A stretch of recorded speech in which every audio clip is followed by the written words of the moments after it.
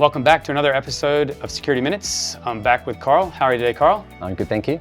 Carl, today we're focusing on data governance and AI projects. Yes. Exciting topic.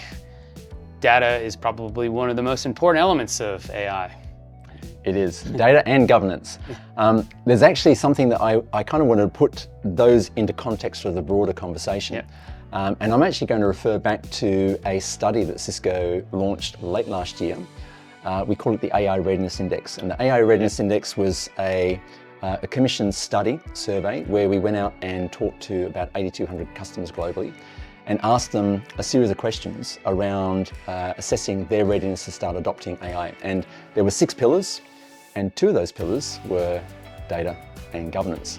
And interestingly, when we saw the results come back around how comfortable those organizations felt around how ready they were across those 6 pillars. And by the way, those 6 pillars were strategy, infrastructure, governance, data, talent, and company culture. There's no test on that because I'm definitely not going to remember that. Yeah, no, that's okay. All right. But the interesting data point that we got from that Yeah. was that governance was the one pillar that organizations felt the least comfortable in being ready or having that particular pillar ready to start adopting and using AI.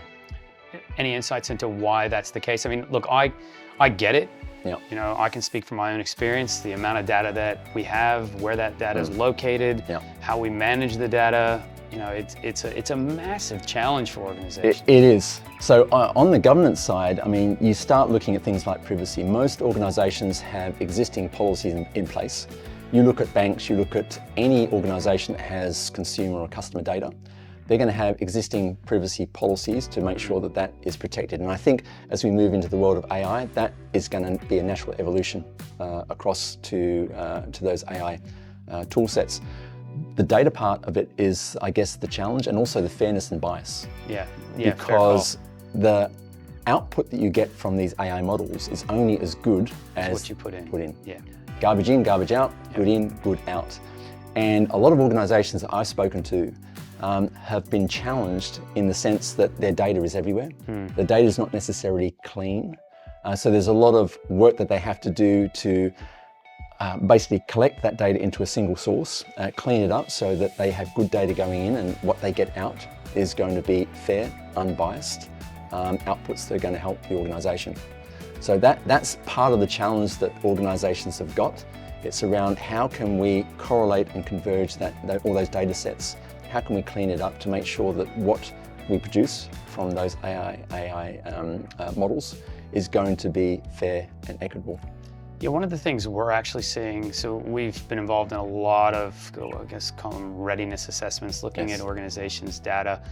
Something that comes up time and time again is the security wrapped around data. So challenge for organizations is the AI will go out and learn everything. Yes. And if you haven't wrapped the appropriate controls around what it's supposed to learn and who's supposed to have access to that learned data, Yes. all of a sudden I can find out how much money you make. I know. There's a lot that organizations have to kind of work through in order to protect and isolate that. You're absolutely right. There's a bigger challenge, and I guess a smaller order challenge. I would call that maybe a smaller order challenge within an organization. But there's also challenges if I take, for example, when I speak to a lot of C-suite executives, one of the first toes they're dipping into the AI water is with something like Copilot. Yeah. That tends to be a very common starting point. But the first challenge that they have right off the bat is, how do I make sure that the data that we put in there doesn't get drawn into the larger language model and then helps my competitor? There's a lot of things that organizations really have to think through long and hard before they go full force into start using some of these new AI tool sets. Yeah, it's just one of those things. It's almost be careful what you ask for. Correct.